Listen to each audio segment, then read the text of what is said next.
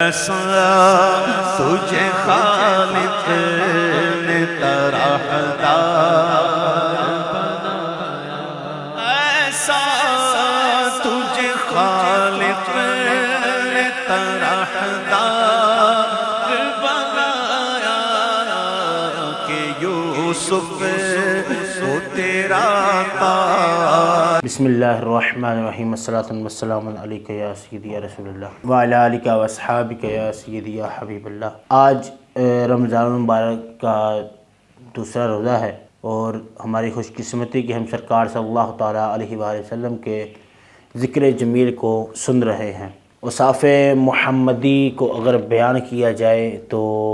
بہت عرصہ بلکہ زندگیاں ختم ہوئی، قلم ٹوٹ گئے، لیکن تیرے اوصاف کا ایک باب بھی مکمل نہ ہوا۔ حضور علیہ السلام کے پہلے تو ہم نے آپ کی محبت کے تقاضے سنے، جو کل کا ہمارا لیکچر تھا۔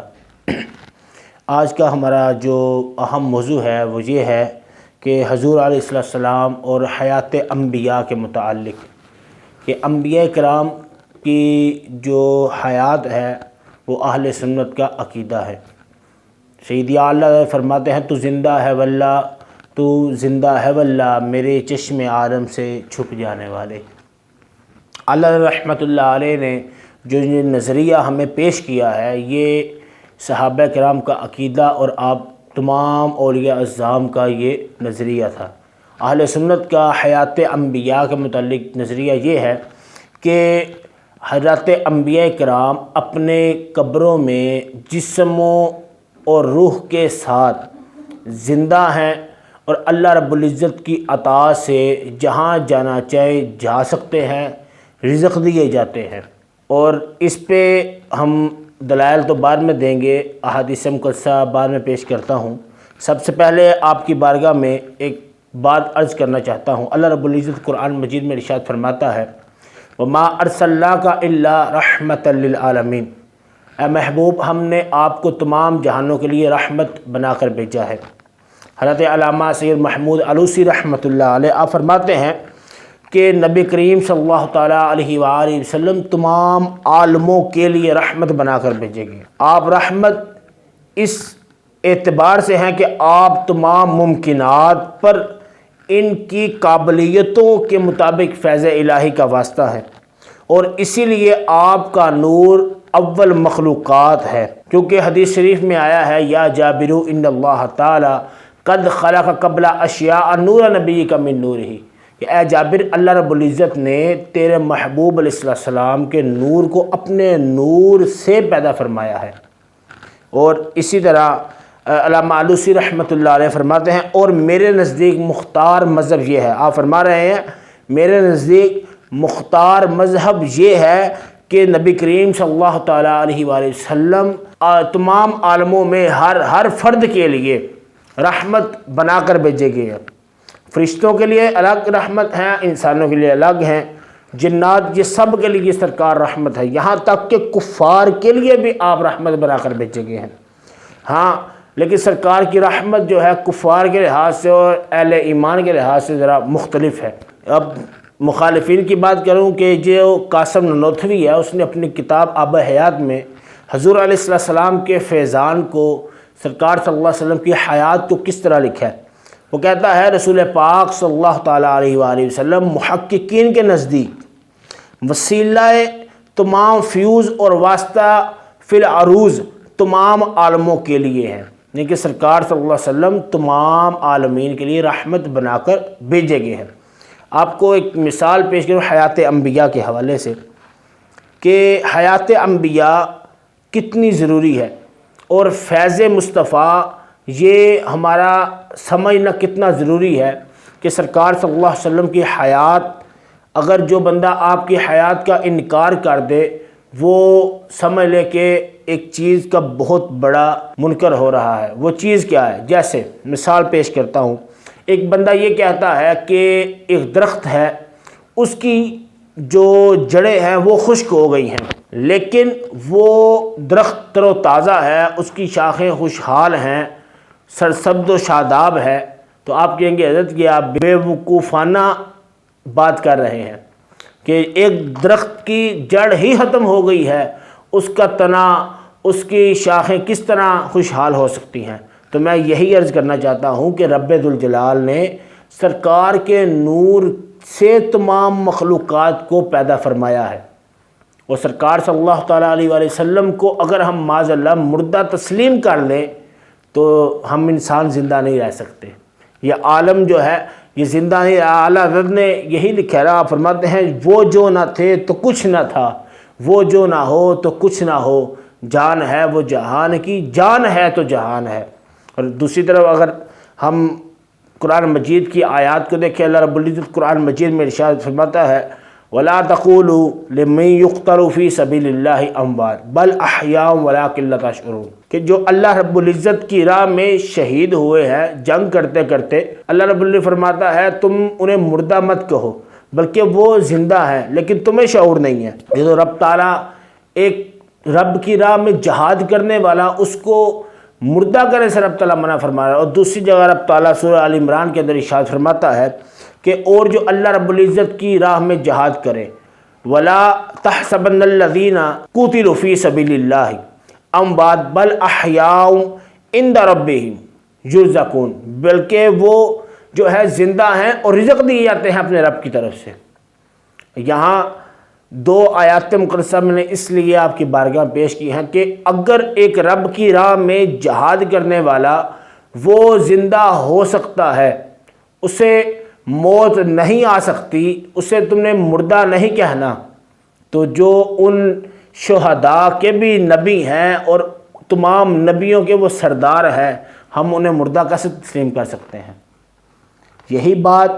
ہم نے امام اہل سنت نے فرمائی ہے کہ تو زندہ ہے واللہ، تو زندہ ہے واللہ، کہ سرکار اللہ کی عطا سے زندہ ہے،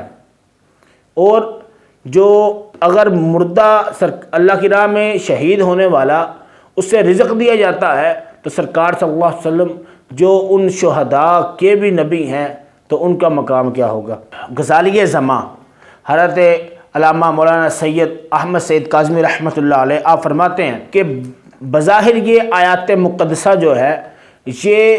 شہداء کی حیات پر دلالت کر رہی ہیں، لیکن آپ فرماتے ہیں حقیقتاً انبیاء علیہ السلام بالخصوص نبی کریم صلی اللہ تعالیٰ علیہ وآلہ وسلم کی ذات مبارکہ جو ہے وہ اس میں شامل ہے۔ دلائل و واقعات کی روشنی میں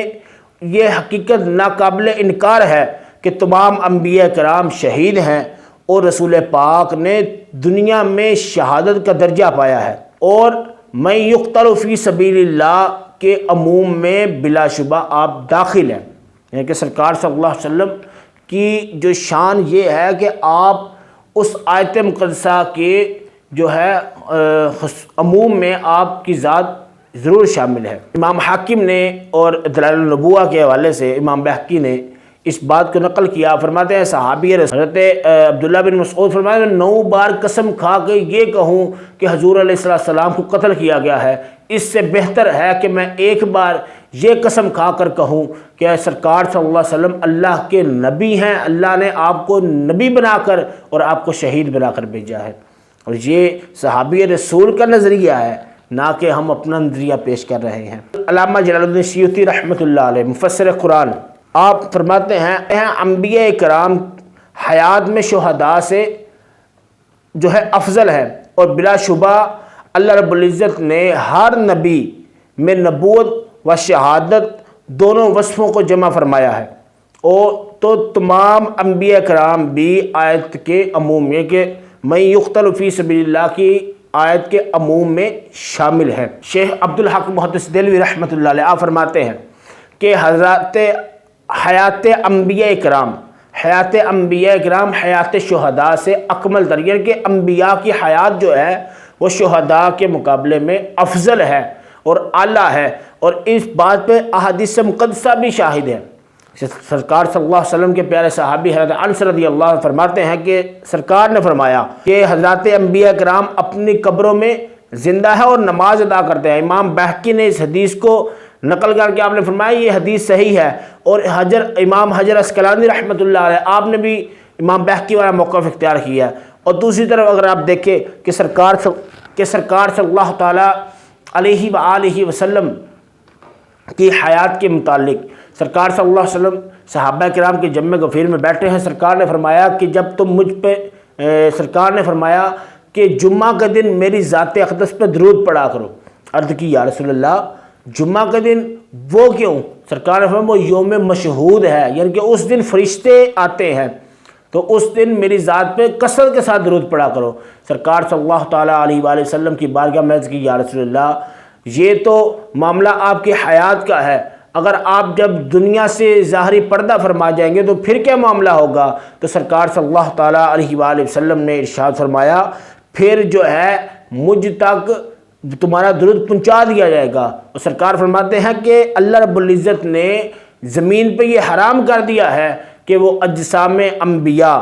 کھائے، یعنی کہ مٹی پر یہ حرام ہے کہ وہ انبیاء کے جسم کو کھائے. اور سرکار فرماتے ہیں کہ اللہ رب العزت کے نبی وہ زندہ ہوتے ہیں اور رزق بھی دیے جاتے ہیں. اور اسی حوالے سے حضرت ابو ہریرہ رضی اللہ تعالیٰ فرماتے ہیں کہ سرکار صلی اللہ علیہ وسلم نے فرمایا کہ جب میرے قبر کے پاس آؤ تم میری ذات پہ درود پڑھو. عرض کی یا رسول اللہ جو آپ کی قبر کے پاس آئے تو وہ درود پڑھتا ہے تو کیا ہوتا ہے؟ فرمایا کہ وہ اس کا درود پڑھنا میں خود سنتا ہوں. عرض کی یا رسول اللہ جو دور کے لوگ ہوں گے وہ کیا کریں؟ اس کا درود آپ کیسے سنیں گے؟ سرکار نے فرمایا ان کا درود مجھ تک پہنچا دیا جائے گا. اور حضرت ایک صحابی رسول حضرت سعید بن مسیب رضی اللہ عنہ فرماتے ہیں کہ ایک وقت آیا جب مدینہ میں جو ہے جماعت پہ اذان پہ پابندی لگ گئی، تو کیا ہوا مجھے کس طرح پتہ چلتا کہ یہ ظہر کا ٹائم ہے یا عصر کا ٹائم ہے یا مغرب کا ٹائم ہے؟ فرماتے ہیں کہ مسجد میں تو اذان ہو نہیں رہی تھی، میں سرکار صلی اللہ علیہ وسلم کی قبر مبارک کے پاس بیٹھا رہتا تو سرکار صلی اللہ تعالیٰ علیہ وآلہ وسلم کی قبر مبارک سے اذان و اقامت کی آواز آتی،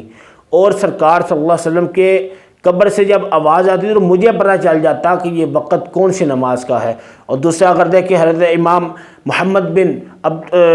زرقانی مالکی رحمۃ اللہ علیہ فرماتے ہیں کہ